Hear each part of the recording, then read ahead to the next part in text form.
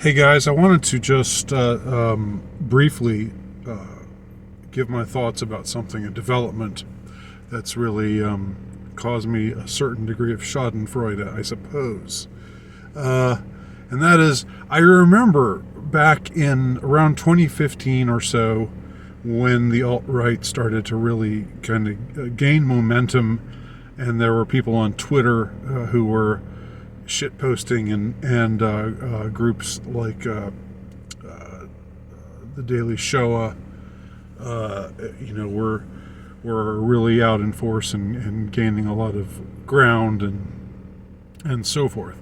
And I remember that a big part of it was like a collective push. It was an absolute and appropriately a collective push, because it was a collective push in favor of collectivism.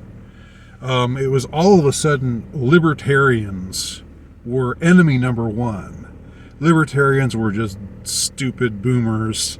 Libertarians were out of the loop. Libertarians just didn't know what was really going on.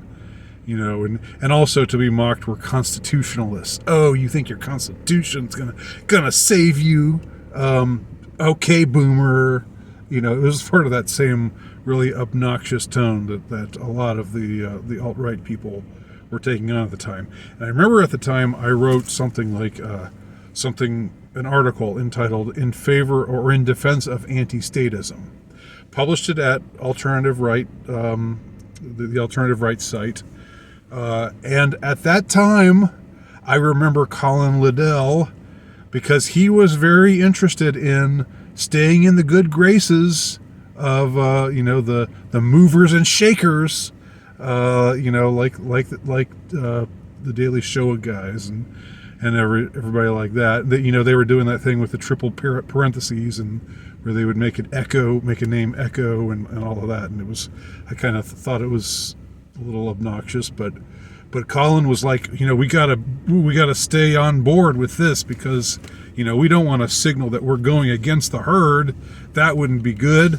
Ironic, given that that's what Colin Liddell's his shtick now is to be the alt-right is terrible, and they were once good, but now I'm fighting the good fight, and I'm joining up with MSNBC and saying, oh, Russian influence is everywhere, isn't it terrible? Let's support Ukraine, blah blah blah. Oh, all these alt-right people are just Russian disruptors. Just like you hear anybody on MSNBC or any liberal late night talk show host say these days. Well, at the time, 2015, 2016, Colin was singing a very different tune, and he actually posted something in response to my article, "In Defense of Anti-Statism." He wrote "In Defense of Statism," which ended up getting a lot more likes. A lot more people got behind it and was like, yeah, that's more like it. What's wrong with that Nowicki? He's just such a boomer, or whatever. I took my lumps at the time, but it's fine because now, if you haven't heard, the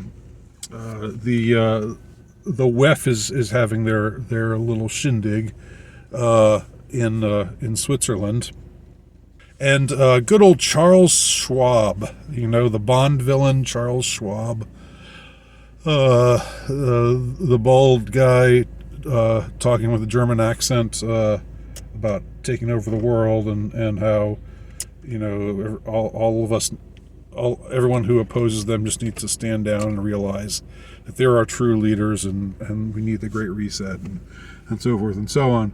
Charles Schwab, in case you hadn't heard, was complaining about, wait for it, libertarians. Yes, Carl Schwab was echoing what all these alt-right, brainworms just were uttering, in unison with one another as a collective, like a Borg-like collective, back in 2015. Libertarians, oh boo, libertarians so gay. Well, that's Carl Schwab. He was saying, there's too much libertarianism around, and it's really dangerous because it's getting in the way of us.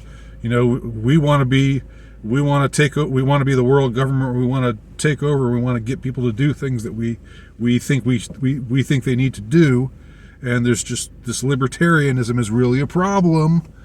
Well, guess what, guys? You've got a new follower. Charles Schwab is your new guy. He's joined the alt-right of 2015. So congratulations, everybody.